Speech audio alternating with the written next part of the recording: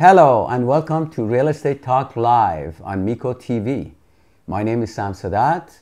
I'm a real estate investor, mentor, and educator. For the last 15 years, we've been helping thousands of people in our community in California, Southern California, virtually all over the world to learn, network, and prosper through our monthly club meetings, workshops, real estate expos, boot camps, and so on and so forth.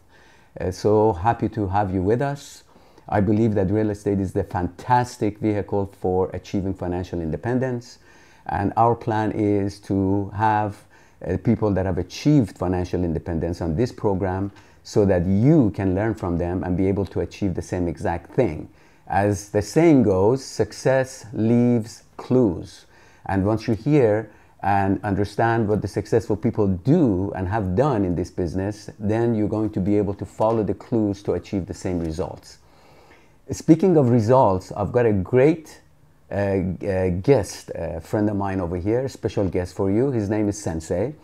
He's achieved great success in real estate. He's been a friend for so many years, and he has got his own educational forums here in Southern California. And he's also an expert in investing out of state. And many of us know that California is becoming totally unaffordable. So a lot of people are choosing to go out of state in order to achieve the return that they want that they cannot achieve down here. So with that, I'd like you to meet my good friend, Sensei Gilliland. Welcome to the show, my friend. All right, Sam, let's do it again. Let's do it again, yeah, right. So good to have you. First, let's start with your name. I mean, why are you called Sensei?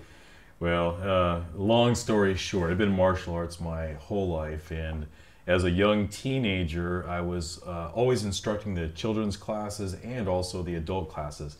And doing instruction and going through heavy competition, all the parents would notice that I was shadowing my instructor, Sensei, and they would call me, "Oh, there goes little Sensei," and they'd point to me. Kind of caught on, my parents caught on to it, and so ever since then, everybody's always called me Sensei. Right. Is it true that your first name is a matter of national security? Because nobody knows his real first name, you know.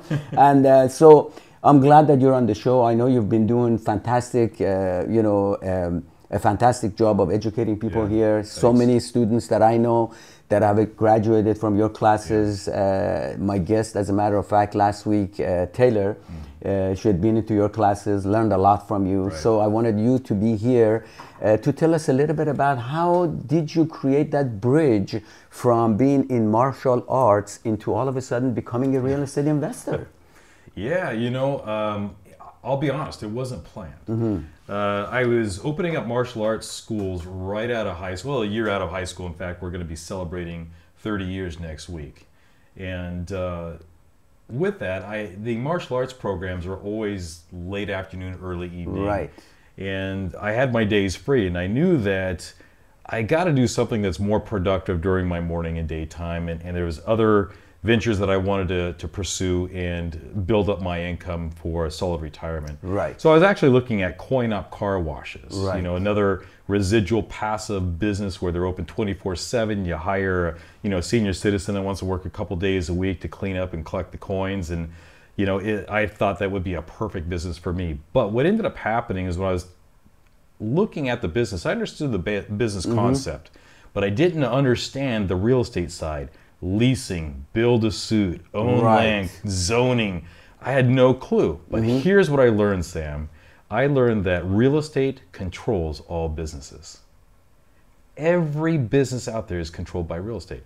So me being in martial arts and having a disciplined background and like the self-discipline and the esteem and the respects that go along with it, also comes self-control. And I like control. So I ended up moving away from the coin-op car wash, hoping that I'm going to revisit that someday, and learned everything that I could about real estate investing. That's awesome. You brought up a great point. What's that? You know how real estate controls every business. It is so true. Like so many people out there, they do not own the real estate, but they do own the business. As soon as the lease is up, guess what? All of a sudden they got to pay twice, 3 times the amount. But whereas if they own the real estate to begin with, they'd be controlling their business and therefore their profit a hell of a lot more Look at McDonald's. profitable. Look at In-N-Out. They all own their land. You're right. The McDonald's always says, we're not in the hamburger and fries business. We're in the real estate business. That's true. That's true. So so you established that sort of concept in your mind that this is a good way to get into the business. Then what was your first investment? How did you actually get in? Yeah, so let me back up a little bit, because figuring out that real estate controls all businesses, at that same time I was watching an infomercial about a guy buying, fixing, and flipping houses. Right. Was that the guy in Hawaii? You know, in the bathtub with a lot of naked ladies? Is that, what was his name? I have no idea about naked ladies. Back in the 80s or 90s, you know, he was on TV. That'd be on your side. Yeah, he was on TV all the time. But so, okay. So, I don't recall, but you know, the next thing I knew is that I'm making the phone call to get my 2 free tickets at a hotel over in LAX. Sat down, listened to a guy about buying, fixing, and flipping, you know, properties. I'm like, dude, that's totally up my alley. Taking a dirty doghouse and turning it into a dollhouse and making some money from the sweat equity through it. And so I ended up signing up for a course, a 3-day course, and back then it cost me $1,500, and it was just a lot of general information that I could have got from 8-tracks, to be honest with you. But it was also enough to get my wheels spinning, saying I got to take the next level. And so they upsold me to a bouquet of seminars. They didn't call them boot camps back then, they were seminars. And so the next thing you know, I'm traveling around the United States, going to these different seminars, learning about pre-foreclosures, wholesaling, fix and flips, mobile home parks. And so I became, you know, really a jack of all trades and a master of none, as you know, right? So you learned a lot of generalities, but nothing specific. Nothing specific. And you know what, $32,000 back then was a heck of a lot of money. That's You know, I was only 24, 25 years old. So I went back to what I originally wanted to do, and that was buy, fix, and flip properties. And so I started focusing my time on learning about fixing and flipping. And at the time I lived in Whittier Hills, and I found a property in Fort Myers, Florida. Right. All the way on the East Coast. Wow. Why? Because I couldn't afford to buy here. And how did you, I mean, weren't you scared to, you know, to get involved with like doing something completely, you know, too far logistically? I mean, wasn't that just a nightmare? To be honest, not at all. Why? Probably because I was 25 years old and you know, young and dumb type of thing. It was, you know, they always say ignorance is bliss. Sometimes ignorance is expensive. But no, I was pretty pumped with adrenaline, thinking, okay, I'm going to do this. There's nothing that's going to stop me whatsoever. So I flew out to Fort Myers, Florida, and the reason I went there is because people said they were flipping properties. It was inexpensive. It was affordable to me. I picked up my very first property, which was an approved probate for $42,000. I did what everybody else did, and that was go to a local lender, which was Bank of America in Fort Myers. Acquired a loan, put 10% down. Great, I had $4,200. They wanted 3 months of seasoning of funds in my bank account. No problem, I had that. So now I'm a proud owner of this piece of junk property in Fort Myers, Florida. That was your first property? It was my first property. Here's the crazy thing. I know you and I have talked about, you know, lines of credit and loans, but the property required a little over $17,000 in rehab. I didn't have that money. I just remember reading in books saying if you had a good deal, money would flow to it. And it sure did. It came right out of my credit cards. And so I extracted money out of my credit cards. I paid for my rehab. And every single month, I transferred the balance from one card to the next card to the next card. So that way I never had to make a payment. Out of my own pocket, I should say, right? Back then, they would allow us to do it. Yeah, back then they allow us to do it without charging us a fee. Today, they caught on to people like me and they charge us a fee. But cool thing is that 9 months later, I received a FedEx envelope. I ripped it open, pulled out a check with a little bit of $9,000 in profits. Wow, that's awesome. That was a lot of money back then. It's a lot of money now. Yeah, that's for a lot of people. Yeah, absolutely. $9,000 is, you know, so that was successful. It was a successful venture. Okay. It was. For a lot of people, you know, they get into the business. Unfortunately, their first investment becomes like a sort of like a nightmare, and they kind of leaves a bad taste in their mouth, and they kind of quit all the way. What do you suggest they do so the first experience becomes a successful experience? Yeah, well, we know investing is there's no guaranteeing, otherwise we call it guaranteeing, right? So you do have to go in with the mindset of there are going to be obstacles and hurdles no matter which business niche you get into. And I found that which helped me find success on my first flip, even though I was across the nation, I was never able to go and see the finished product because I didn't have any money to get another plane ticket to go take a look at the property. Communication wasn't as good as it was today. I get an update by telephone. How do I know if they're telling me the truth? Well, they would send me a Polaroid every once in a while, right? So there's a lot of gambling on my side at that point. But truly, I would have to say that got me through this to get the success was, number one, my faith, my due diligence, and my juggernaut attitude.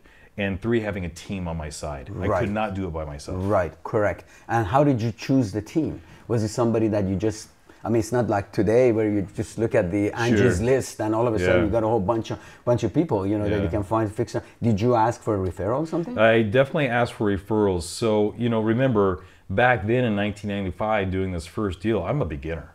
You know, I don't really know the questions to ask or how to type of things, right? I just understood the concept on that. So when I went out to Fort Myers, Florida, I did ask around. There were some real estate investors, and they all pointed me in one direction of a real estate broker that's known working with real estate investors that had some success. Right. And with that, he branched out and led me over to contractors and the team that I needed. Even the lender that I got from Bank of America. Right. So that's good. So you had a little bit of beginner's luck, but you brought up a good point, your faith, which is very, very important. In other words, you knew going in, you had already envisioned the end result. Absolutely. You knew what is going to happen, and you knew that you're going to make it, you know, make it worthwhile. Right. I've always I've been told that, you know, I can see light in a dark tunnel, but even around the corner. Right, you know? right. That's awesome. You know, you probably have heard me say about Socrates, you know, when they asked him, you know, how did you find the light? And he says, I found the light in darkness. Yes. You know, so once we actually get into darkness is when we actually recognize or realize that there is light. You know, that, so, but you always had that about you. You know, I appreciate that. And you also brought up a great point, talked about productivity. You said, you know, okay, I had time on my hand. You know, my classes were in the evenings. Okay, I had time. A lot of people just waste that time watching TV, but he's just suggesting be productive. Being productive is not the same as being busy. You know, because busy is just shuffling paperwork. Productive, in my opinion, is the basis of your morale. You know, your high spirit comes from productivity. How do you define productivity? Productivity to me is doing the work that's needed to get gains. Right. In other words, finishing what you started? Finishing what I'm starting, making sure that you got consistency in what you've started. It's all about momentum, right? Momentum to move forward. Right. And it's not anything like being busy. No, being busy. Look, I can be busy all day long, right? I can shuffle paperwork, as you mentioned. I can jump on Facebook and put a couple likes. That's right. Is that producing me money? No. Not at all. That's Clearly being busy, not. though. Yeah, that's just a random activity. It's not a directed action. You know, the productivity is directed action, whereas busyness, being busy, is just random activity. You know, and there's a big difference between activity and action also. For sure. I know you and I are pretty much in the same world, and you're a coach, I'm a coach, we do lots of consultations, we work with a lot of real estate investors, right? And the number one thing that I hear, well, there's two things that I always hear: lack of funds and lack of time. We all have the same amount of time. How do people that are, whether you're a single mom taking care of a child or you're the presidents of the United States, whether you like them or not, how do they get all their productivity completed? Right. Being able to finish what they started, you know, and being focused and not randomly just chasing after and delegating. So after your successful first transaction, what did you do next? Well, I treated my first transaction like I treat a can of Pringles. Once you pop, you can't stop. So I had to go out there and go pick up more properties. I ended up buying more. Also out of state? Yeah, I had to focus out of state because I didn't have the money to buy over here. Whatever I bought in Fort Myers, Florida, I'd have to slap a 1 in front of that digit over here. So I took this little snowball with my first property and reinvested those funds and bought another one, to where I started building that momentum and creating that little snowball into something bigger. So I was fixing and flipping properties in Florida in different locations, moved over to Alabama, to Texas, to Arizona, and then came over here to the West Coast. Right. So you kind of moved gradually from the East Coast to the West Coast. Did you run into any obstacles and, you know, in which you actually lost money in one of these transactions? Absolutely not. Of course I did. Of course. And there's so many real estate gurus out there say, I haven't lost a penny. Baloney. That's baloney. That yes. is such baloney. As a matter of fact, I don't want to do business with somebody who's never Yeah, lost money, because you never know how they would react. You know, well, when they probably didn't money. lose their money. They probably lost their clients' money, right? That's probably it. So what was the worst kind of experience that you had? Look, we did over 200. This is 2018. We've done over 200 properties this year. Right. Okay, and out of the 200 properties, I can probably comfortably say I've lost on somewhere between 8 and 12 properties. Right. You're going to lose money. I don't care what type of business you're in. You can be in a filming studio and a camera breaks. You lost money. You can own a liquor store and someone steals, you know, a 6-pack of beer. You've lost money. Part you of gotta life. expect it. Yes. It's part of business. Yes, part of business and part of life. Yeah. So how do I think? Oh, I just lost money. Poor me. Absolutely not. I think, okay, how am I going to make that back, and how fast, and how much more profits am I going to make on the next deal? Right. Great attitude. How am I going to make that back on the next deal? On the next Right. deal. Yeah. Move So forward. That's awesome. So now in this day and age, you know, moving forward to the present moment, what are you doing? What's best out there for people to get involved with? Well, are we talking locally here in Southern California or nationwide? No, nationwide. I'm talking about, you know, the attitude of being an investor. Okay, being a real estate investor doesn't mean you're going to be, especially in this day and age with the technology that we've got, the internet, you don't have to be pinned down into one location. I'm talking about in general. What would you recommend people to buy a property, fix it, flip it? Would you recommend holding, having a portfolio? Sure. What's the best I'm strategy? not going to let you be general because it's too difficult to figure out. You have so many different types of real estate niches out there and types of real estate investors. Are we talking about real estate investors that don't have cash or credit? Then I'd say let's go towards wholesaling. You're talking about real estate investors that need to build paychecks but have some money and have some credit, then let's start fixing and flipping properties. Okay, before we go too fast, tell our audience about wholesaling. What does that mean? Wholesaling is simple. Wholesaling is basically controlling a property that's undervalued and assigning your contractual rights over to another buyer. Right. For So that, in other words, you put a fee. contract on a distressed piece of property. That's right. Okay, and then you will assign your contract to the next person. For a higher the next fee. buyer, for a higher fee, and Yeah. you collect a fee. That's So correct. we call this wholesaling. Yeah, well, wholesaling, to be honest, I believe wholesaling is just buying properties under value. You can be a wholesaler that assigns contractual rights and get paid for selling the contract. Right. I'm a fix and flipper, you're a fix and flipper. We must buy at a wholesale rate to be able to create that equity spread to make a profit. So we're wholesaling there. And I know with you and with me being landlords, we don't pay retail value, Right. we pay wholesale value. Correct. So you have these different types of niches or strategies within the wholesaling, but as a generalized term, most people know wholesaling is controlling the property under value, selling the contractual rights over to another investor, and getting paid an assignment fee. Right. In doing so, do you need a lot of capital to do like a wholesaling? Absolutely not. Yeah, I mean, you did it way back when. You Yeah. said with very little money, Yeah. borrowed money. Yeah. Can that strategy still be applied in today's market? Can people say, "Oh, you got to have money to make money"? Is that a true concept when it's applied to real estate? Yes, I think that is true. However, we can definitely drastically reduce the amount of money that's needed to be a real estate investor. So could I become a wholesaler that requires no earnest money deposit? I'm not planning on buying the property and assign the contract rights over to another investor. Yes, but how am I going to find that deal? Is there ways that I can find the deal that doesn't require money? Sure. I can come to like your real estate club. We've got someone that has a property that wants to unload it, and I can, marry the seller and the buyer together, Right. and I get paid, and that didn't cost me anything except for the fee to get into your club. Right. So it costs a little bit of money, but if you're going to be a wholesaler, really the money that's going to be focused in your business is going to be applied to marketing. Right. So as far as the money involved, I was talking about, you really do not need to come up come out of pocket with a chunk of money for the absolutely earnest money deposit, put any money down payment, because it's essentially, as you said, controlling the contract. That's right. You know, and assigning that contract successfully to an end buyer. That's right. Okay. Is that a good strategy right now in all over the country, or specifically in California, or what state would you recommend this strategy? Well, I'll be honest with you. The most difficult places to do wholesaling are going to be in Southern and Northern California and Manhattan. Yeah, I know that. Because that's where where the high price properties are, right? But it's not impossible. In fact, I focus my efforts here in Southern California on wholesaling tactics. Right. It really becomes my business's ATM. If you take a look around, you see properties being rehabbed quite often. They're being torn down and being rebuilt, or there's development going on. And if you speak to escrow officers and title agencies, they'll probably be more than likely to tell you that most of their transactions, of 25 to 30% of their transactions, are fix and flips. Right. So if they're fix and flips, how are those rehabbers acquiring their properties? Right. They're getting it from some sort of wholesale level. So absolutely, you can do it in this market.